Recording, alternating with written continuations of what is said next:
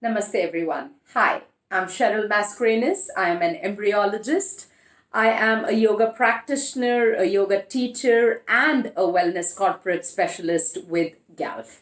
I'm so happy about this initiative that Mompreneur Circle has taken up on this aspect of International Yoga Day. They're trying to bring about so much of awareness about women's health, fitness in women's life. And today I am going to deal with a few asanas that anyone who is pregnant at any trimester can do. It's safe for you to do this, and you should do this to have an easy delivery, also to keep up to your strength and the multiple changes that are happening in the body during pregnancy. So when you're ready, we can see you on start with a few cat-cows just to arch and round the spine. Just gentle movements. You can do this all throughout your pregnancy, depending how far along you are. You might want to arch and round the spine as much as what feels comfortable. And then you can slowly come up to a down dog. It is not necessary that your feet are flat as you progress in your pregnancy. You might want to take a wider stance. You might even want to bend your knees or come on your toes, whatever feels comfortable. And slowly get the right leg forward. Again, you might want to keep the left leg down and slowly walk the leg forward, depending on how far along you are and how active you were before your pregnancy. A nice thing that you can do is small or really big hip circles, depending on the kind of balance you feel that day. Lizard lunges are very good for the hip because you need some amount of stability, mobility around the hips as you're preparing yourself for the birth canal, the process of delivery. So you can do a few hip circles, and remember to do them on both the sides. You can even do bigger circles or just small circles depending on how you feel about the hips on that day. Come back and slowly release. You can come back into your down dog and gently bend your legs and walk as forward as you can, taking care of yourself to slowly come back up. From here we can go into, you open your legs as wide as you can, taking the right leg to the right side. The left leg is slowly tilted around. You can keep it at 45 degrees, again depending upon your flexibility. The feet can stay on the ground, or for some of you, you might want to turn around and just come on your toes. Again, depending on how far along you are, you might want to be wider or closer. It is completely up to you. You want to bend the forward leg and come into a crescent lunge. It's also trying to, bring a lot of weight around the hip area, releasing some amount of the psoas muscle that might get a little tensed up. So you just want to stay in the crescent lunge. You can even gently move around. And if you are into fitness and this allows for practice, you can bend the knee into a lunge, come up, turn sides, bend the knee into a lunge. Being very careful, accompanying it with breath. Inhale down, exhale up, turn sides, inhale down, exhale up. Right? That feels good maybe for a few of you. You can even take a wider stance where the right leg is towards the right side, the left leg is straight. Bend your leg from the knee. Just rest your hand on your thigh.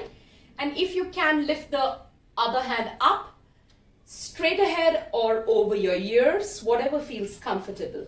What you want to do is try to feel the inner thigh opening.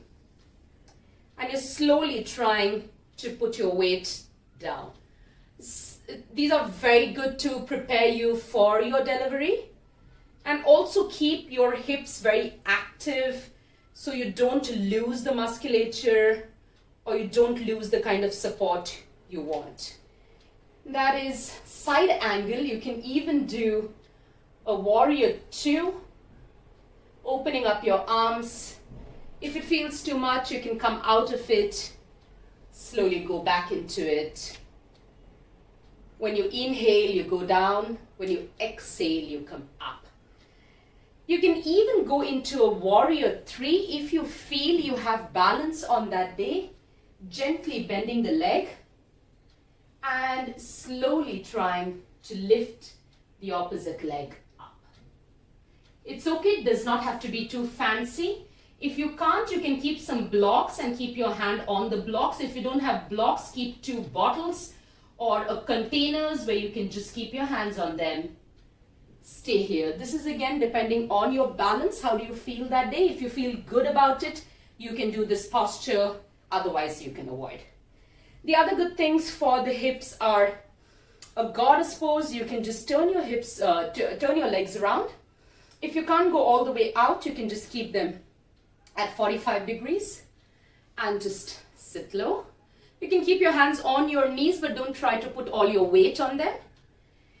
You can even gently move side to side or just up and down, again depending upon your level of flexibility. Also, whether you were active before pregnancy, you can work this around. Some of you might even be flexible to go all the way into a malasana and lift up. That's an Indian squat or the garland pose, and lift up. All of this is associated around your hip region. From there, you can slowly come to sitting. These are also very comfortable postures that you can do. If you have a bolster, you can keep a bolster, or you can keep a few cushions. Keep them in front of you depending on how big your stomach has gotten. You can decide how far forward you want to fold. For some of you, this might be it. So you can stay here.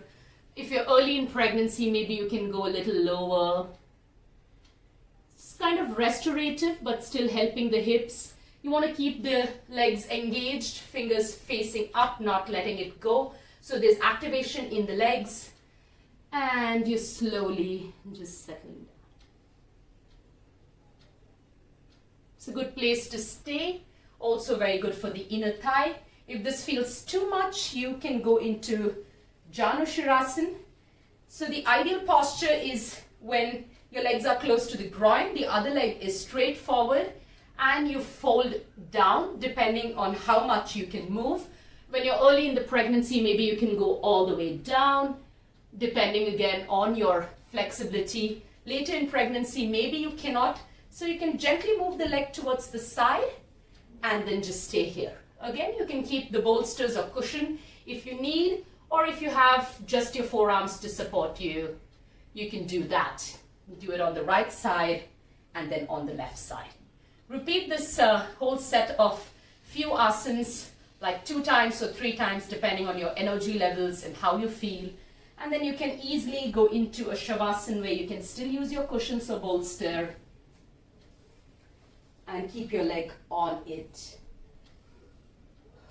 while you just rest into your shavasana. This will be very helpful for you, not just during pregnancy, but also for your delivery and post it also for recovery. I hope you really enjoyed this and have a safe and happy pregnancy and happy babies. Thank you so much.